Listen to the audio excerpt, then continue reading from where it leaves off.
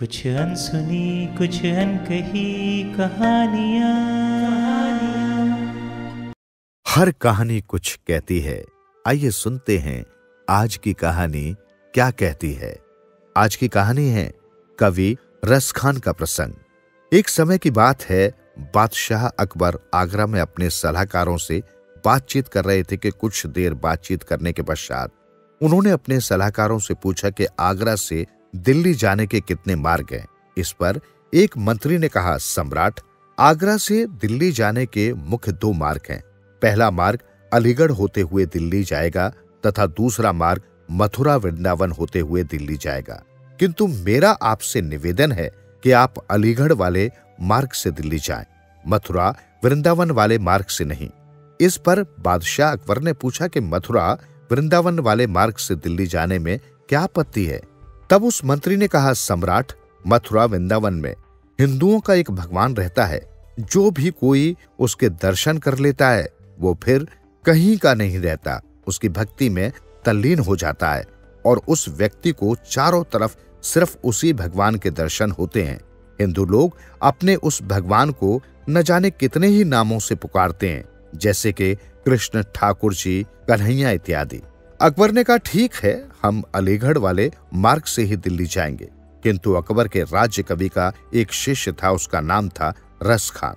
जब रसखान में उस मंत्री से इस विषय में सुना तो उसने सोचा, ये ऐसा कैसा भगवान है जिसका दर्शन कर लेने से और कुछ नजर ही नहीं आएगा तथा दर्शन करने वाला व्यक्ति उसी की भक्ति में तल्लीन हो जाएगा। मुझे अपने गुरु से मथुरा वृंदावन होते हुए दिल्ली जाने की बात करनी चाहिए। जब रसखान ने अपने गुरु से मथुरा वृंदावन होते हुए दिल्ली जाने की बात कही तब गुरु ने साफ मना कर दिया, किंतु रसखान के बार बार मनाने पर और उसकी हट की वजह से गुरु ने कहा, ठीक है, हम मथुरा वृंदावन होते हुए दिल्ली जाएंगे, लेकिन पूरे मार्ग में मैं तुमसे आगे चलूंगा और याद रहे, हमें चलते वक्त मथुरा वृंदावन की सीमा जब तक हम पार न कर लें तब तक पीछे मुड़कर नहीं देखना है। रसखान ने कहा, जी गुरुजी, और दोनों गुरु शिष्य मथुरा वृंदावन के रास्ते से दिल्ली की ओर चल पड़े। जब दोनों ने ब्रजमंडल की सीमा में प्रवेश किया तब आगे चलते हुए गुरु ने रसखान से कहा, रसखान, पीछे मुड़कर मत देखना और चलते रहना। रसखान ने कहा, जैसी आपकी मर्जी, और दोनों तीव्र गति से आगे बढ़ने लगे। थोड़ी दूर चलने के पश्चात रसखान के कानों में मीठी मीठी बांसुरी की ध्वनि पड़ी। वो ध्वनि मंत्रमुग्ध कर देने वाली थी। रसखान कुछ समय के लिए रुक गए और बांसुरी की धुन में खो से गए। तभी आगे चलते हुए गुरु ने बिना पीछे मुड़कर देखे जोर से आवाज लगाई, रसखान, चलते रहना, रुकना मत। और रसखान का ध्यान टूटा तथा वे पुनः तीव्र गति से आगे बढ़ने लगे। थोड़ी दूर चलने के पश्चात रसखान के कानों में पायल की आवाज पड़ी, मानो कोई उनके पीछे चल रहा हो, और पायल की ध्वनि अत्यंत आकर्षित करने वाली थी। जब रसखान थोड़ा और आगे बढ़े तो पायल की ध्वनि तेज हो गई और बांसुरी की ध्वनि भी तेज हो गई। ब्रजमंडल की सीमा खत्म होने के थोड़ी देर पहले रसखान से रहा नहीं गया। उन्होंने सोचा, मुझे देखना तो चाहिए कि इतनी मधुर बांसुरी कौन बजा रहा है तथा ऐसी ध्वनि करने वाली पायल किसने पहनी है। ये सोचकर रसखान पीछे मुड़े और जो रूप उन्होंने देखा, जो व्यक्तित्व उन्होंने देखा, जो सौंदर्य उन्होंने देखा, वे उस छवि में खो गए और अत्यंत मोहित हो गए।